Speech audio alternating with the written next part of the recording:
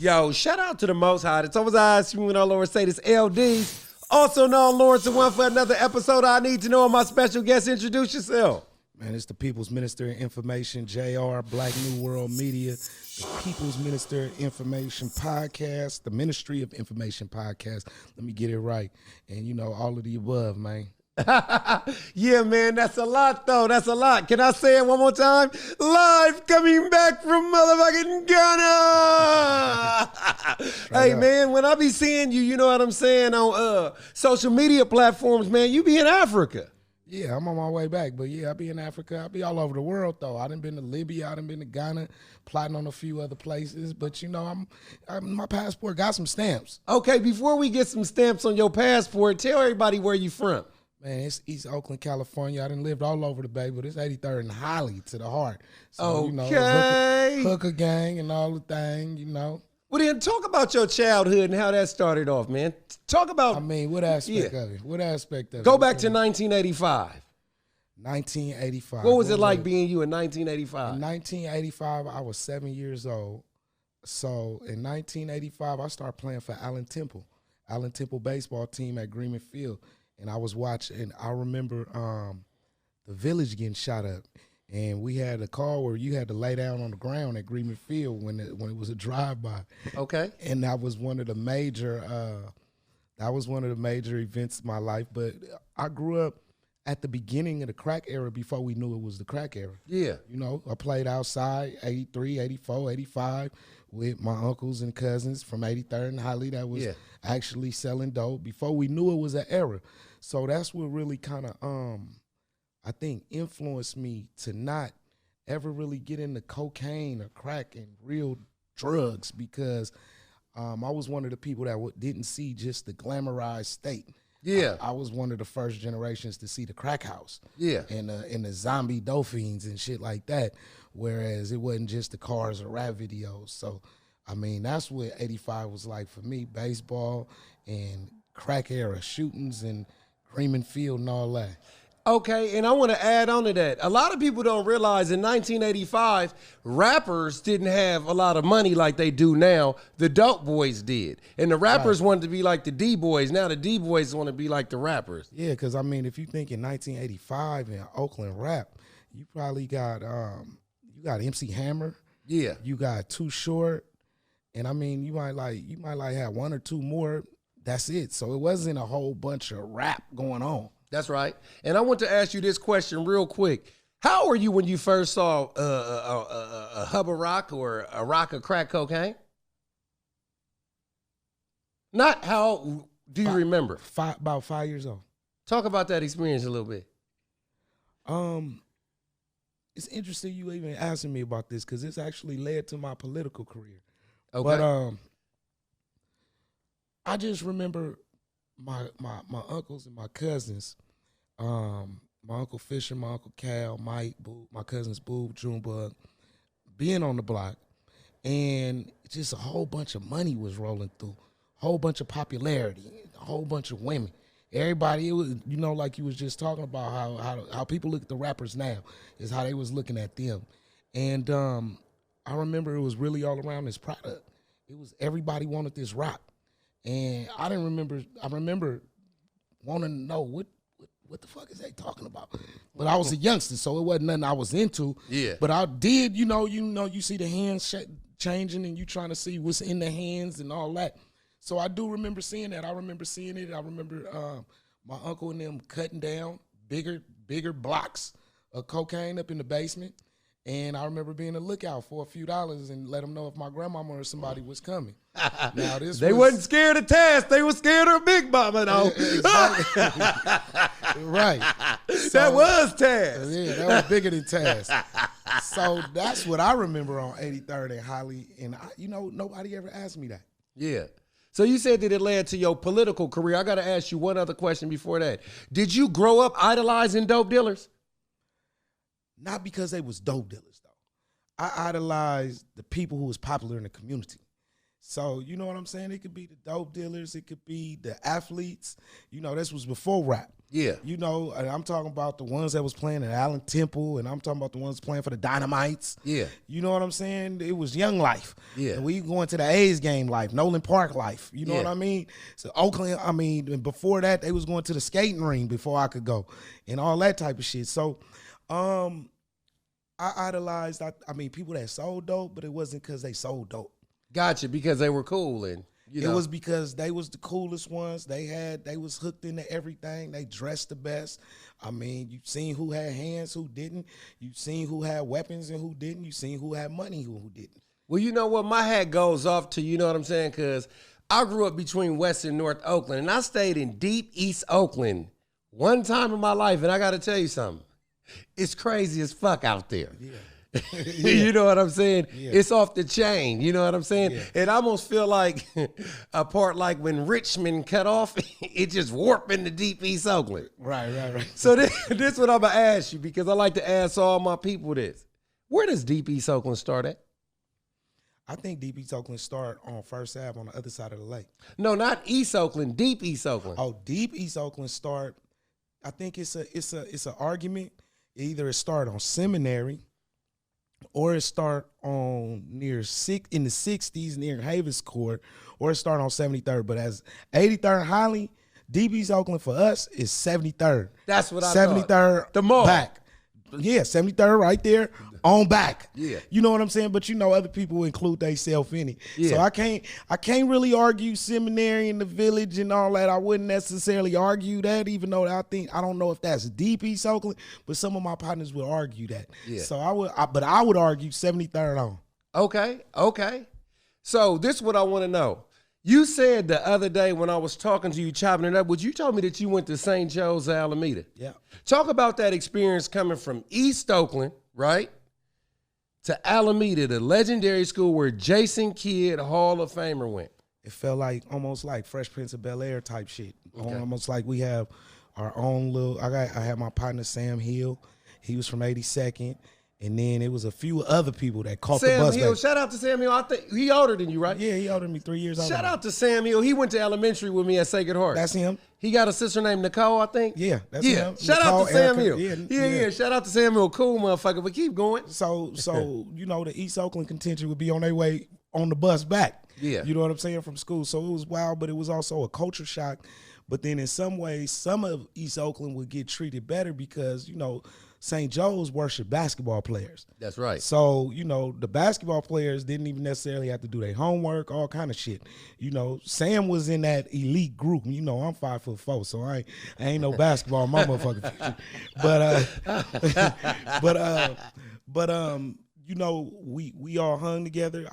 The thing with me is I got good grades, but you know, if it came down to getting into it, I was into a few little things. I was class clown, but I was smart as shit, so they couldn't just kick us out. You gotta be smart to go to that school. Exactly. But then, you know, they find a way to kick a few of us out. You had some dudes from Brookfield that was there, dudes from you know, a few other places.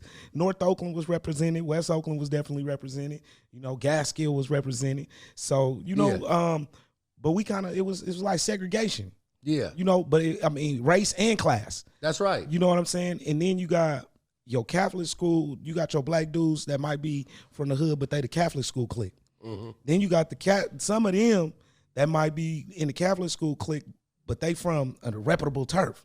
Yeah. Like Sam. Yeah. So, you know, me and Sam tapped in because I'm from 83rd, he from 82nd. We was familiar with the area, with each other and all that. So, you know. Okay. Now pick a number 1 through 12. 7. 7. When you was in 7th grade, what did you think that you'd be doing today? Being a writer, kicking up dust. Okay. Yeah, you said what I always wanted. I didn't want to be a rapper either. I wanted to do something that all the rappers depended on. Writing.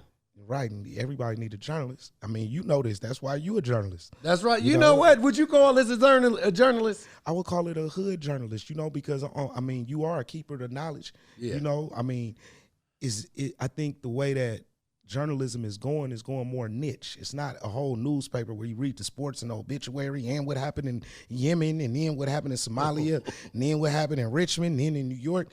We don't look at news like that no more. You know what I'm thinking? What? You're a motherfucker. Why you say that? Because you dropping some science, though, you know? Yeah. You know, motherfuckers ain't really kicking it like this, though. I mean, I've been doing this. I didn't just jump into podcasting to podcast. I'm a journalist, like we were just talking about. Yeah. So this, this been my career. Yeah. So I think you a journalist because you a keeper of the knowledge. I mean, you got people that no matter what white America think, Shady Nate is important to us. That's right. Shout out to Shady Nate, come on. And so, you know what I'm saying? Or different people that you brought on here, Chris Higgs, all different people. Them is important people to us. They might not be on KTVU or NBC or anything like that, but we come to you to see what they talking about, what they doing this year. Yeah. That's a keeper of the knowledge. Gotcha. That's a journal of documentation of what we doing in this here time and space. So I think it's actually important, and I think it's dope that we speaking for ourselves without no white translator or some nigga that's not from where we from. Yeah. Yeah, you know what? They talked about that a little bit in Boys in the Hood. Remember at the end when Ricky got killed and he said they got all these killings from everywhere else, but they didn't talk about my brother. At the end, and you know what I'm saying, though? Like, I think it is good to use these platforms, to inform the people out there. And I think it's dope that you call yourself the Minister of Information. How did you come up with that name? Well, I'm a political organizer, revolutionary political organizer, so y'all don't get it twisted like I'm just pushing for mayor or something like that with the politics. But I'm real with revolutionary politics where, we fight for land, bread, housing, transportation, education, healthcare, happiness, and so forth. I happen to be tutored under some of the greatest in Oakland, the Black Panther Party, but also people like Boots of the Cool. I was in an organization called the Young Comrades. Shout out to Boots. And me and Ascari X was roommates. And so shout out to Ascari. So all that was happening at the same time. But what was your question? I said, how did you come up with the Minister of Information name? Okay, so that was all happening. And then I started organizing with an organization called the Prisoners of Conscience Committee that people like Fred Hampton Jr. was on, and M1 of Dead Prayers was a part of, political prisoner Aaron Patterson, Kamel and them from Ock Market, Kamel from Ock Marketing was in it. Basically, we all had to take a position. And we was in a room when we came up with the organization, and everybody had to talk about what they do best. M1 of Dead Prayers was the minister of culture. Why? Because he administers culture best. He speak to the people in a rhythmic, rapping, in a cultural way where we had a party, but he's still teaching shit. What do? That ain't my role. My role is a minister of information. I can get that interview out. I can get it edited. I could chop it down, whether it's video, radio, print. So that's the role that I have for the organization.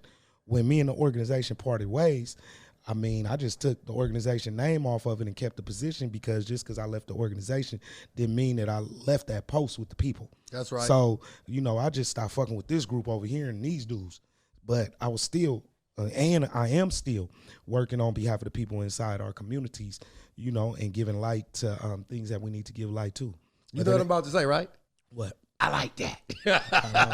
So I want to know something. You worked with Ascari X, right? Yeah. How was working with Ascari X? I worked with X in 99, tough 99 to about 2003, something around there. We lived together near Oakland High, and he was my roommate. But X taught me a lot. Yeah. X only like 3 years older than me. X was a genius then. That's right. For people that don't know, Word of the State was still one of the most political albums. I'll put that up against any Tupac album, any Dead Prayers album, any Public Enemy album. Yeah. And to keep it real, X go a little harder. X kill police and his shit. You know what? I'm glad you said this because I was taking a Bay Area poll, right?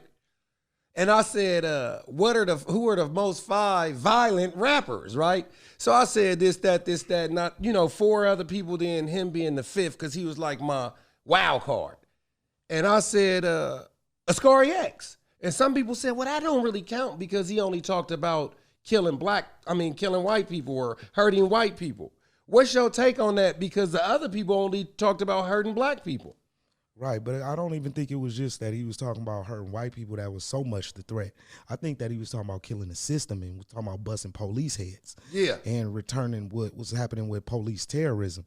Now, I mean, we know that the system is not in our interest, and that's going to promote anything that degrades black people, that it promotes us to not be healthy, promotes us to be broke, promotes us to fight against one another. We know that. You know what I'm saying? So we knew Ascari X was gonna be banned, and Ascari X knew he was gonna be banned. He wasn't really doing it for the radio. He ain't never thought about being on the radio. So X, what I respected most about Ascari is that Ascari took it to the chest as one of the most militant, and he had to pay for that in prison. Yeah. He had to pay for that in jail. And they would beat him up and all type of shit when nobody would be there to help him. Yeah. And I respect that he ain't never turned and did an about face with his message. Yeah. Like, you know, we might see some rappers, you know, I mean, in Atlanta who talk that gangster shit and then do police tip commercials and shit. You know what I mean? Yeah. So, I mean, X ain't never did no shit like that.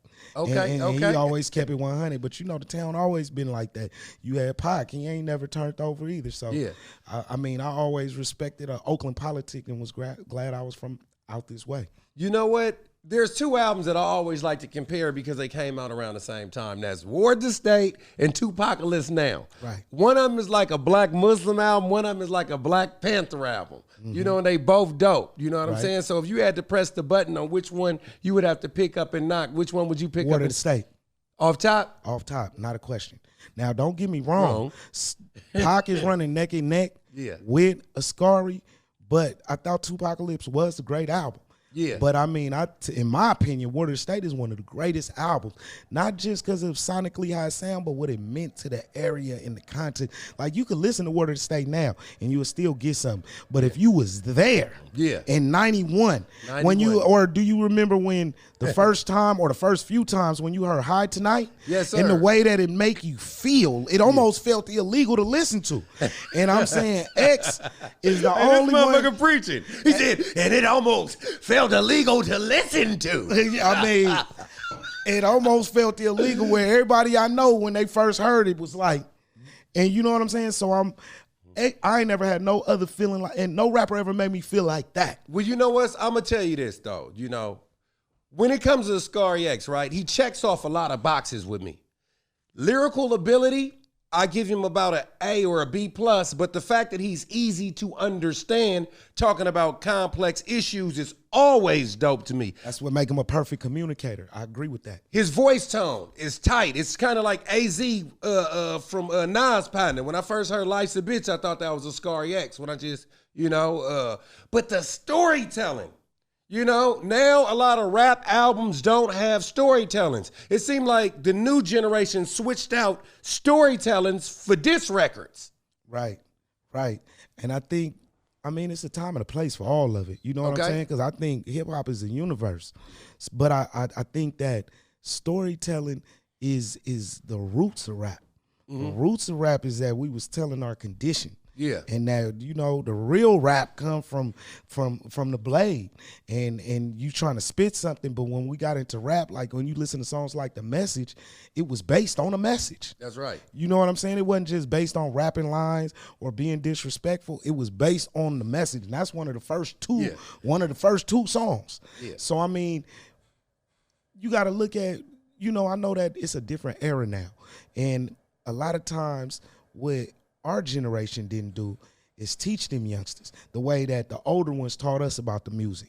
You know, because I listen to Isley Brothers, Rick James, the same way I can listen to some Pac, the same way I can listen to Kanye. But the reality is the youngsters of today don't really go back. They might have Pac, but they don't go back to know Ascari X or Rap and Rhyme and to know the history of the music or even what happened with them dudes. And I think that's where we failing, because I think also that the youngsters only like one type of rap. Well, I mean, we liked Rakim, Public Enemy, but that was still our era though. Like, and rap was relatively young. This is just my observation. Mm-hmm. Rap was still relatively young, and rap generations are only about 4 or 5 years. Like, if I could have went to school with you, plus a junior college, it's about 5 years, like a basketball career. So when we were young, like a Rakim, that was just us liking our older brothers' music. Right. 20 years ago, for a rapper to go back to Tupac, I mean, their parents might have been almost too damn young to listen to this shit. But see, I don't respect that. I still listen to Miles Davis. True. So good music is good music. Good music don't have a date. If your music got a date, you got to put it over here. Yeah. But it's a timeless section over here. Yeah. Whether it's Nina Simone singing Billie Holiday, or you know what I'm saying, it's shit that's timeless. Yeah. Bill Withers. Yeah. I mean, the Isley Brothers shit you can't reproduce. I don't care how old it is, you can't reproduce that. True. So music is not about necessarily an era as much as it is about how timeless is the record, in my opinion. I agree with that 100%. So when you say you only listen to that, I kind of look at you as limited, because I'm like, I only got 2 categories of music. Yeah. Dope shit and weak shit. That's right. You know what I'm saying? Either I could deal with it, either I think it's dope, I could deal with it, or it's terrible. I don't care if it's rap or country music. Yeah.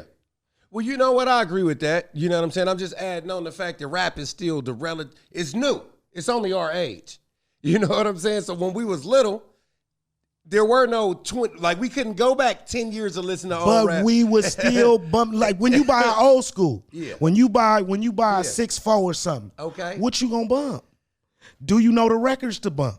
Yeah. Me, I'm gonna be listening to Curtis Mayfield.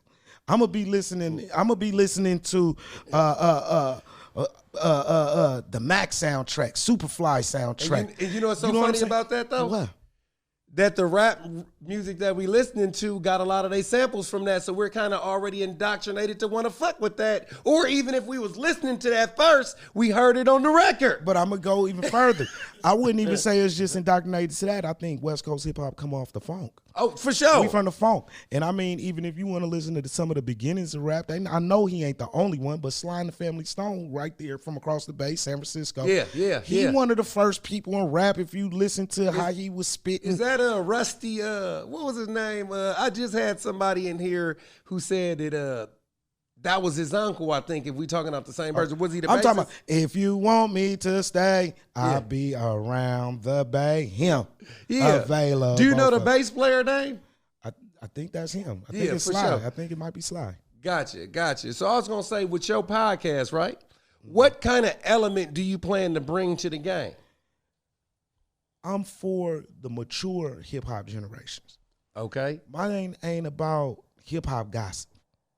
I'm not talking about a fight that you had in 95 or who was messing with who girl and how so-and-so found out. I mean, I'm going to leave that for the other podcasts. But me, I want to talk about things that's going to empower our life. Yeah. You know, whether that's eating better, I interview Solely Vegan. Whether that's we going to get into cryptocurrency and people don't know how to dabble, whether they want to dabble in the NFT space or they want to deal with cryptocurrency. I'm talking to people that have hip-hop businesses that we grew up on.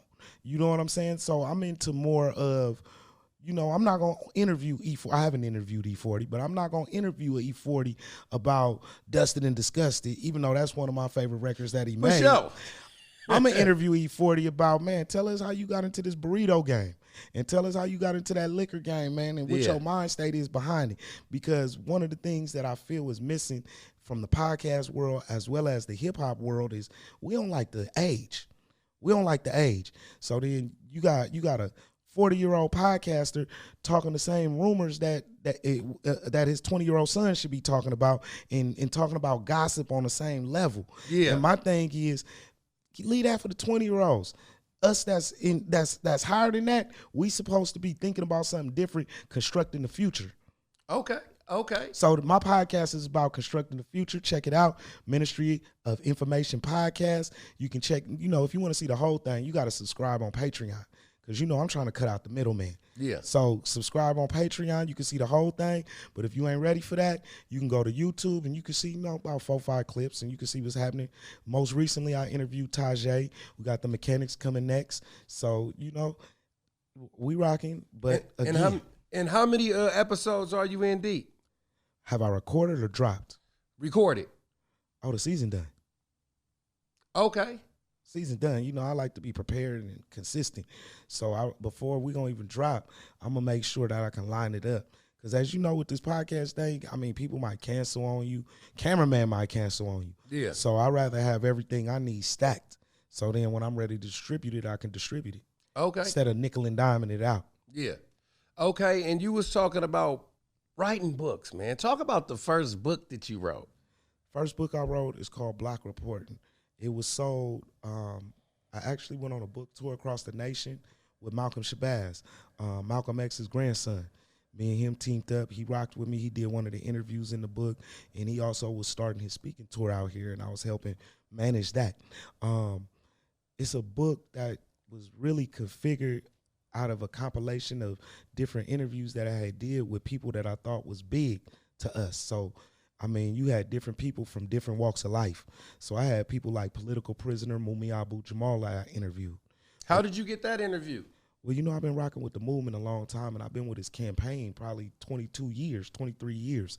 I actually worked for Prison Radio, which is who records his commentaries, and they was actually doing everything for him right in San Francisco on Mission, on Mission Street. And so I had got a cool little job being an editor and catching the phone calls and recording the commentaries.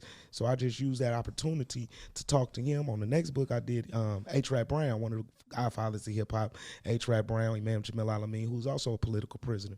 But that was just one aspect.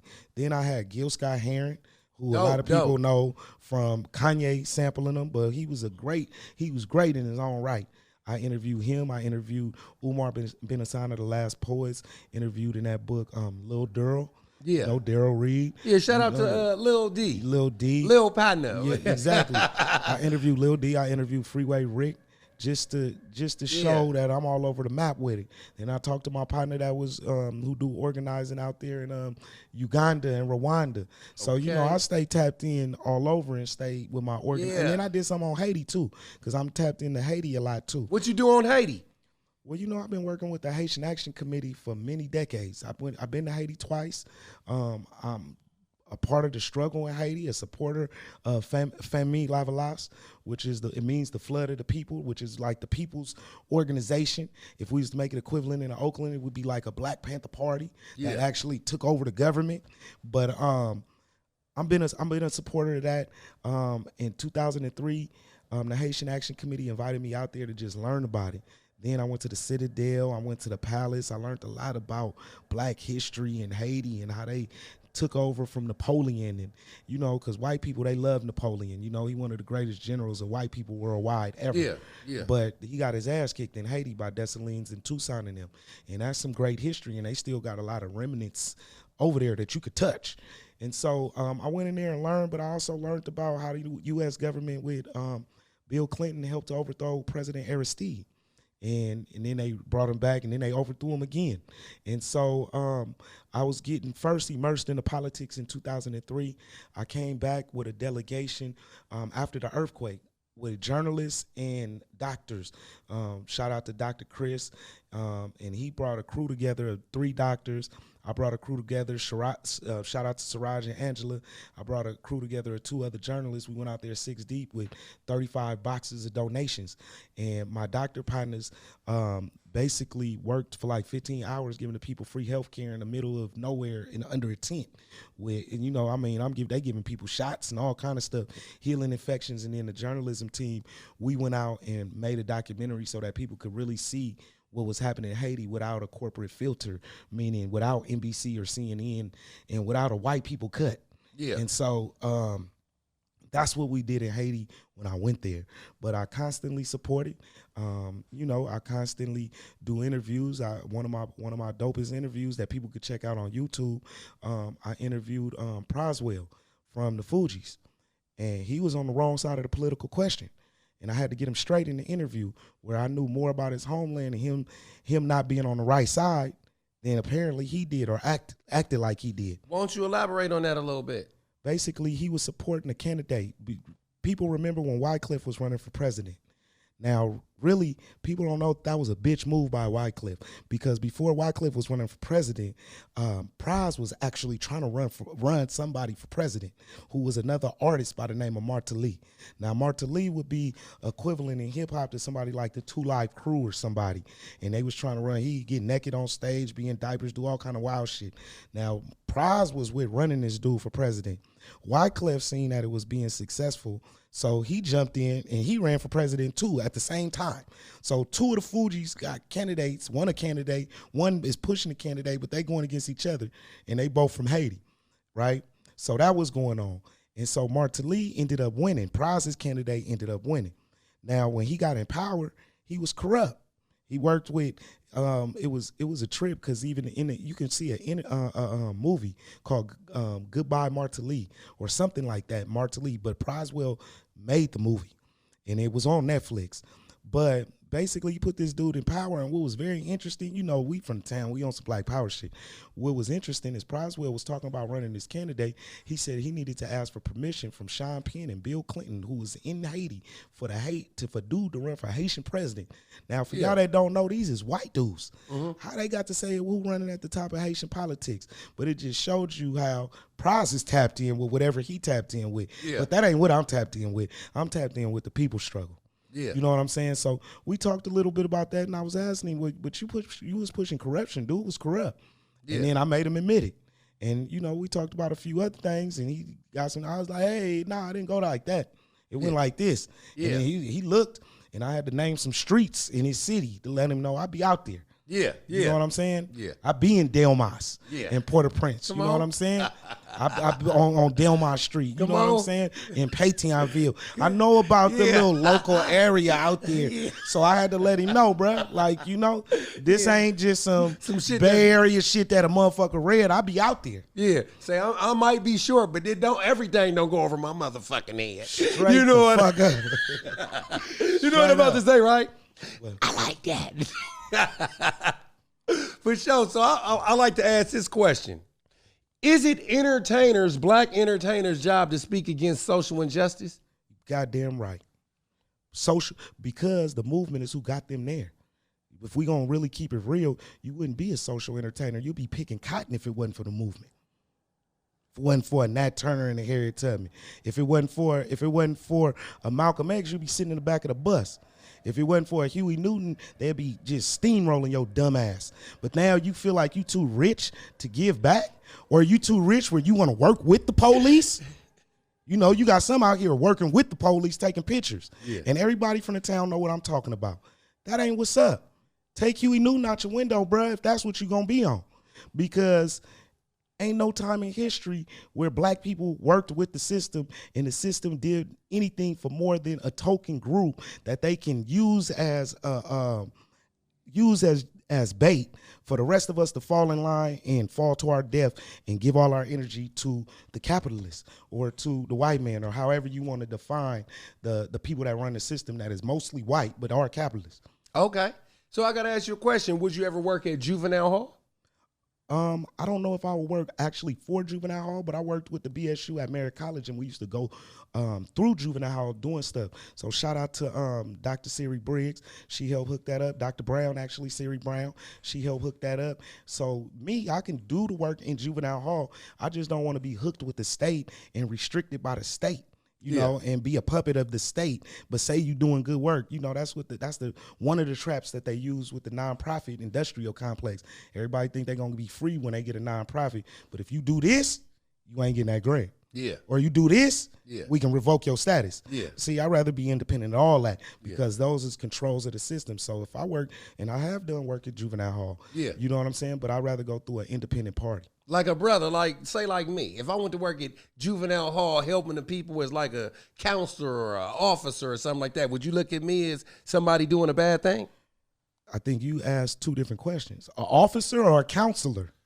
They got Juvenile Hall officers that watch and monitor people. Yeah, I said an officer or a counselor. I ain't approving of an officer if they do you like a Scary X and them do you, they do you. You know, you black, you protecting their interests. Now, if you a counselor and you trying to help us come up with better solutions, I support that. But if you an armed guard of the state, man, you already picked your team. So whatever happened to you happens to you, and I hope it's bad. Okay. Okay, now, now Black Panthers, right? This is what I want to know. What you talking about, the fake ass movie, or are you talking about the real thing? No, I want to ask about a particular person because I thought that I was under the impression that Angela Davis was a Black Panther, and somebody said that she wasn't. And she wasn't. Okay.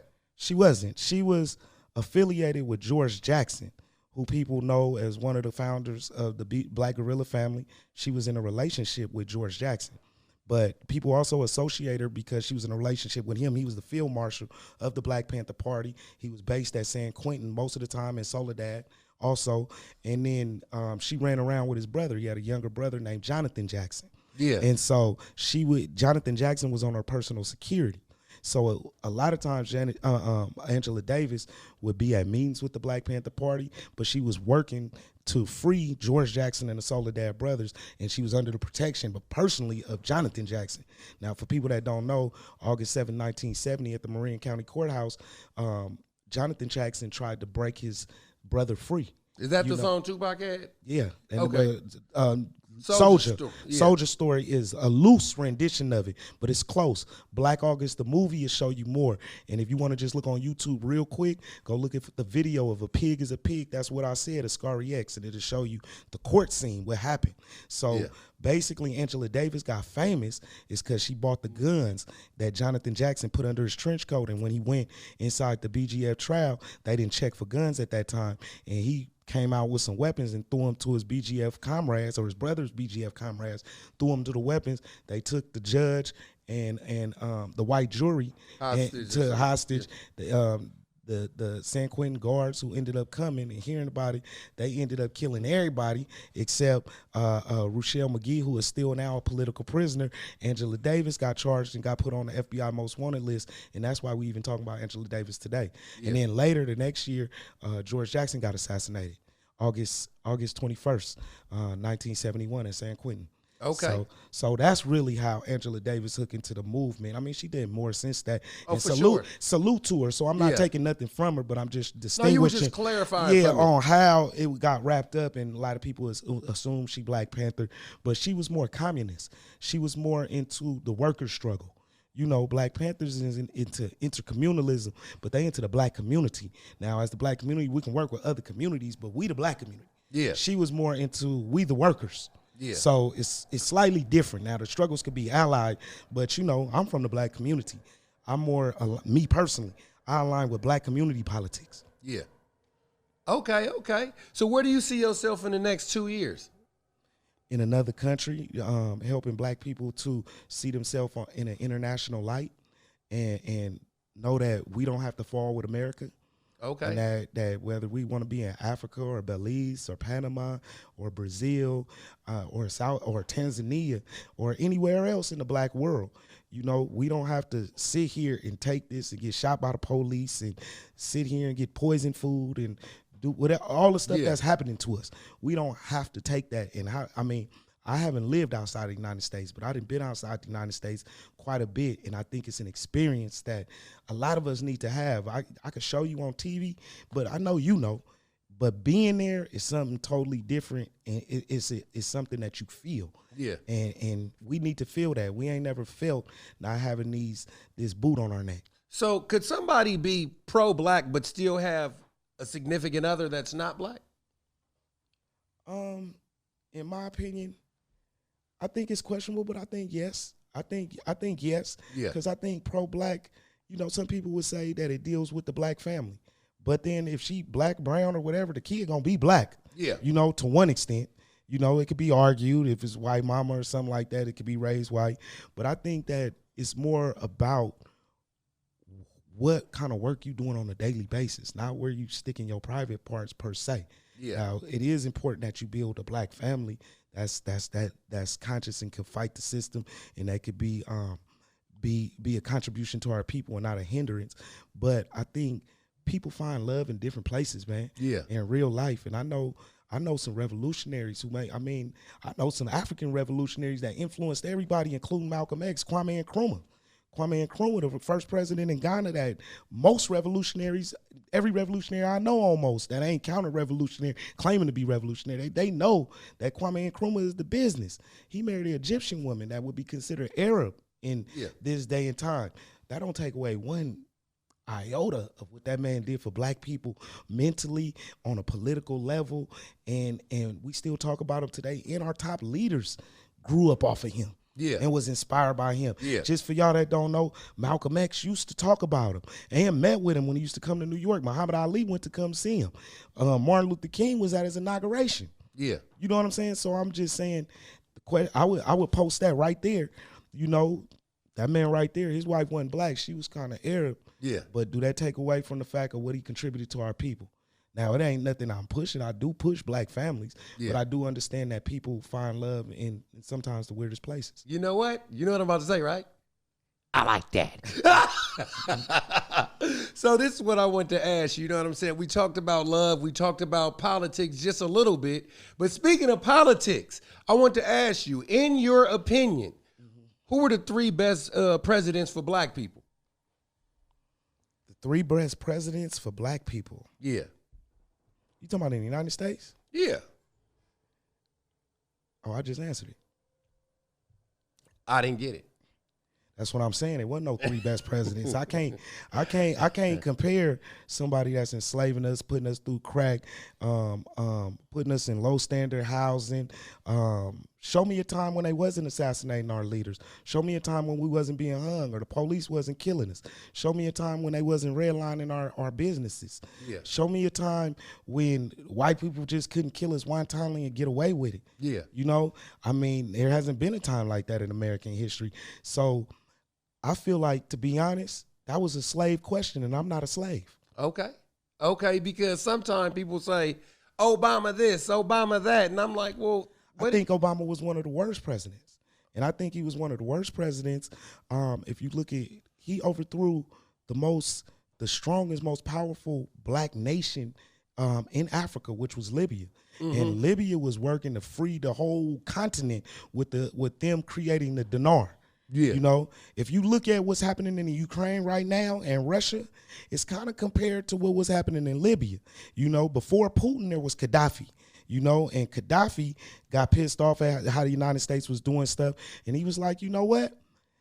I'm going to create our own currency, and it's going to be backed by gold. The United States currency ain't backed by nothing but belief. We believe that this money means what it means. He was going to have some money that was backed by gold. So they murdered him, right? They overthrew Libya. Obama and Clinton, Obama was the president, but Clinton helped oversee the thing. You can see her laughing. They overthrew him. Now, it compares to what's going on with Putin, because the United States tried to put sanctions on the country and knock the bottom out of the ruble, right? What is the ruble? That's basically the Russian dollar. That's what I thought. You explaining that for the other people that don't know. That's right. So they put the sanctions on them to try to knock the money out of it and make the people starve, right? But what Putin did was say, you know what? I know the dollar ain't backed by nothing. What I'm going to do is, y'all can only buy this Russian oil. You can only buy it in rubles. So now they dollar backed by rubles. They dollar is worth more than our dollar in the long run, because it's backed by something. You know what I'm saying, behind it. But they not going after Putin, because Putin, one, he white. They don't do white leaders like they do black leaders. That's right. But Putin is also a nuclear power.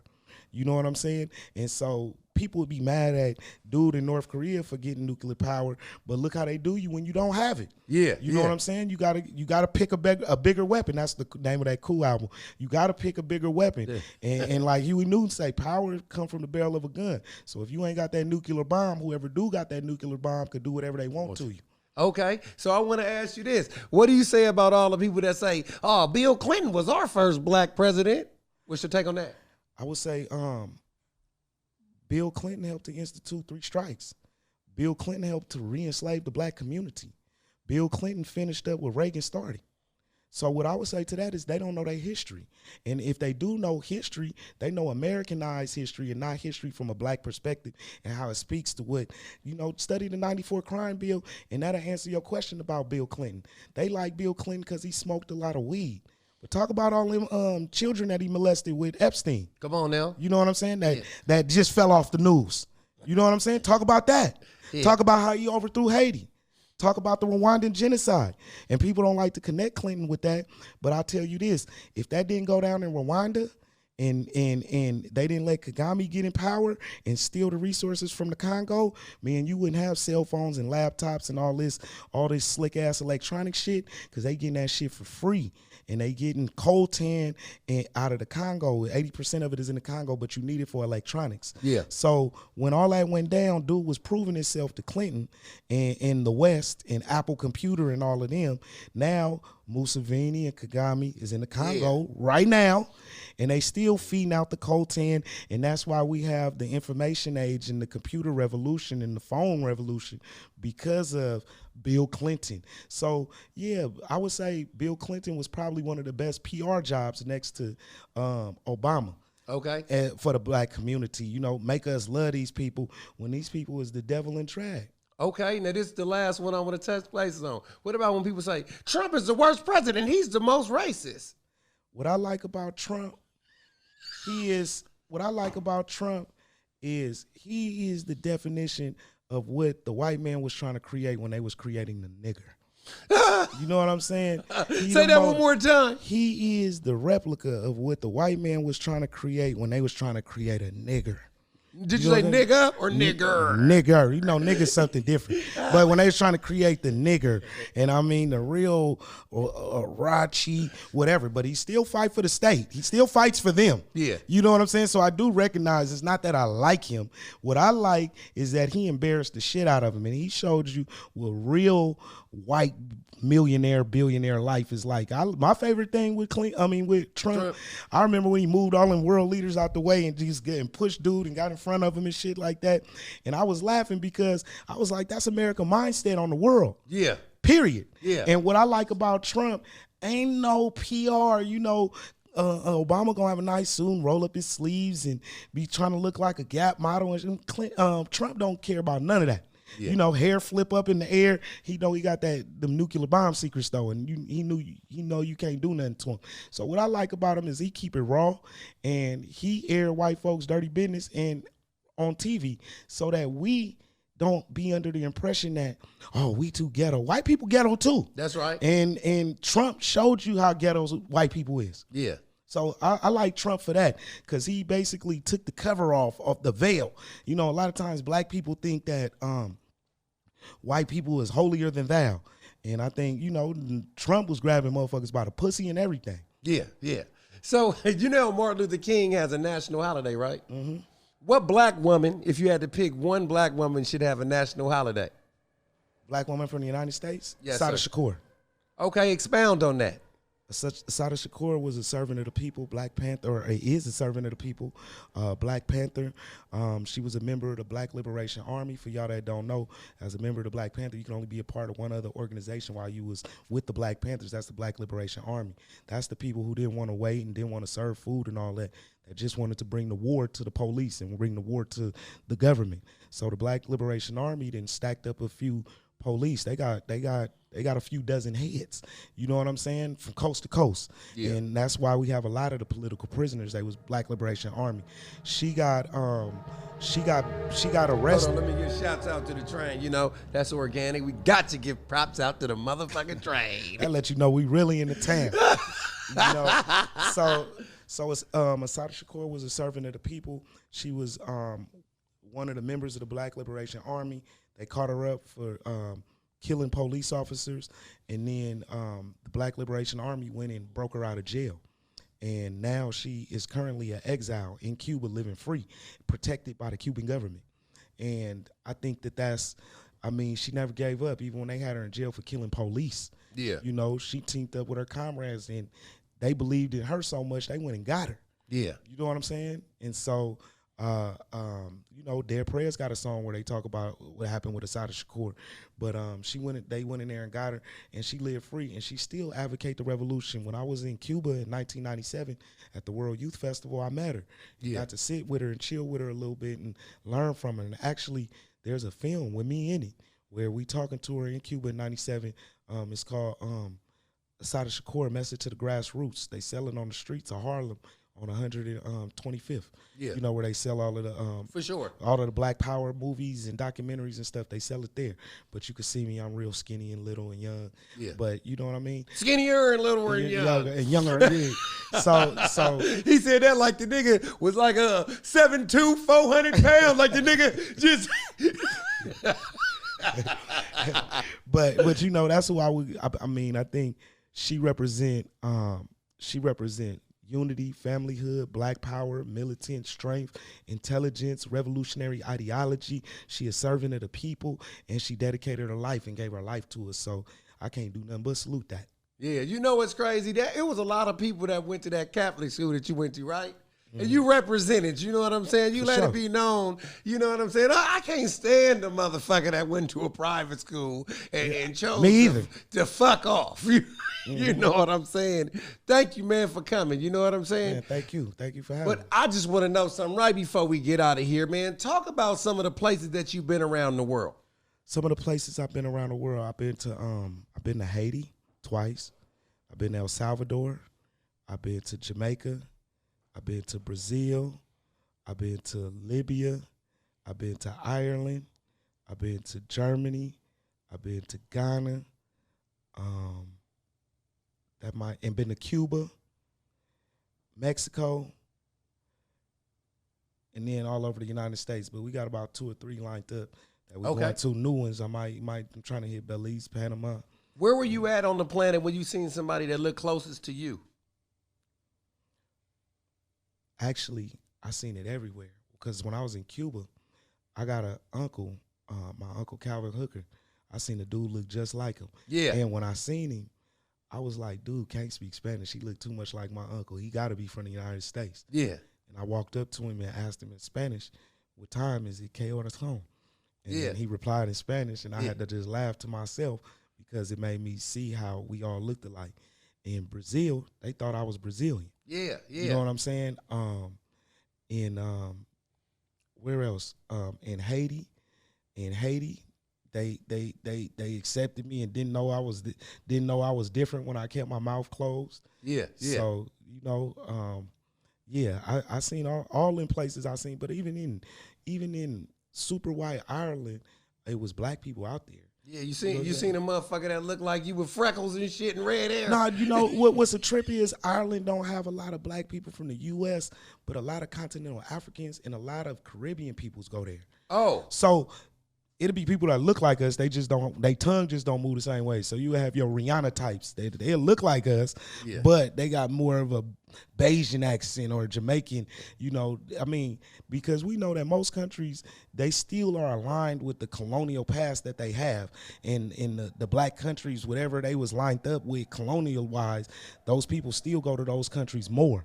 And so that's just how it worked. You know, airport wise, when you trying to fly into countries, you got to fly into the colonial master first. Usually, when you go to Ghana, you got to fly into England, which used to run Ghana. You know, they got to take their money off the top of your travel to Ghana. So, you know, that's how it worked. And that's why I'm saying I haven't been amazed. I was amazed when I seen in the Caribbean and South America more than anywhere else, though. And last question before we get out of here. We all know that crack cocaine has been weaponized against Black people.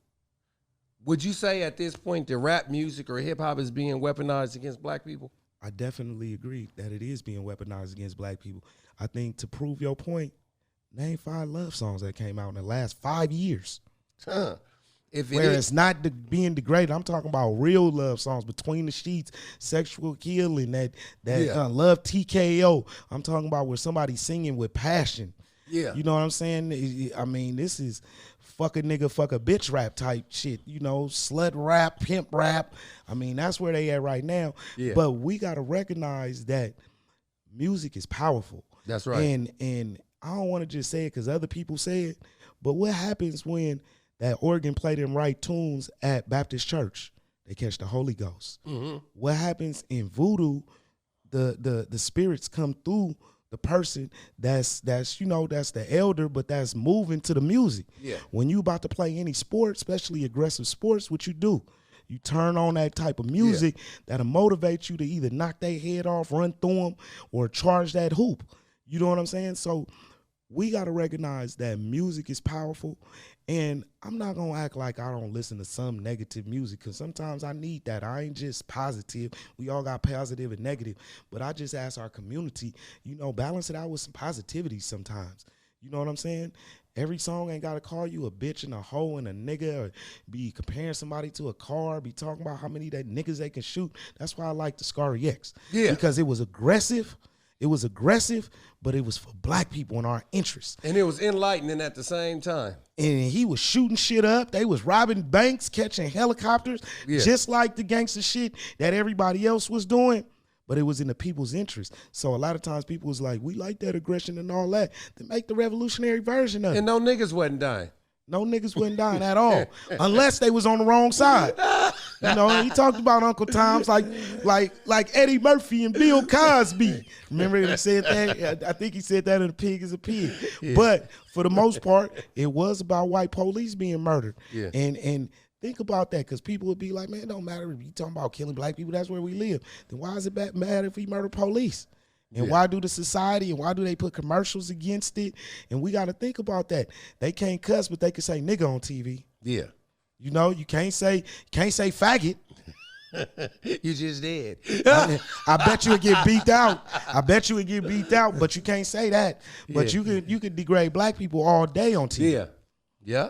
So, we got to realize that all of America is weaponized against us. The food, the rap music, the media in general, the information coming through the schools, all that's being weaponized against us. That's why I feel so strongly about entertainers have to take a stance. Now, the question is, are they our leaders? Yeah. No. In the white community, they don't go talk to Wayne Gretzky or some white great in basketball. They don't go talk to Bill Laimbeer about what he think politically. But then with our community, Michael Jordan said Michael Jordan was qualified to do anything but help make them shoes and put that ball in that basket. That's right. You know what I'm saying? With us, if you could throw a touchdown, you could speak for politics of the community. Yeah. But that's a disrespect of our community. Okay. They don't disrespect nobody else like that. So we got to be conscious of that, and we got to see that, and we got to see it as a disrespect. And all y'all rappers, y'all and musicians, y'all need to study up, man. Study up, because the people in the movement is who made an opportunity for you. And those of y'all that's working with the state on a voluntary basis, or on an involuntary basis too, we ain't with rats and snakes and roaches and stuff, man. We not with that. So whether you sitting down taking pictures, you know what I'm saying, talking about you getting programs out of the police don't do programs.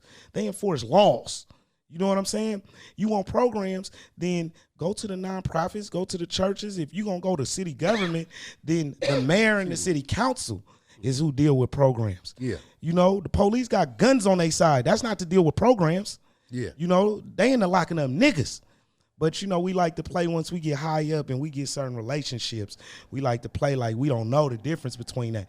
But I tell the people, I don't care what era you from. That's not acceptable. Okay. Well, tell people where to find you at before we get out of here, sir. You can find me at blacknewworldmedia.com. You can find me on the Ministry of Information podcast, and you can find me in the streets, in Oakland, California. I'll be in the city. I ain't hard to find. You can find me in the pages of the Bayview newspaper. You can find me at Marcus Books. You can find me supporting Kedra on stage. You can find me, maybe with Dwayne Wiggins going to Africa next year like we did in August. Yeah. Last August. Yeah. So you can find me all over, man. Okay. Well, thanks for coming out, man. Man, thank you, man. Salute. Man, I appreciate you, dude. Right on. For sure. Well, I'm L-Deez, also known Lawrence, and one for another episode of I Need to Know. And as usual, come on, you know what I want.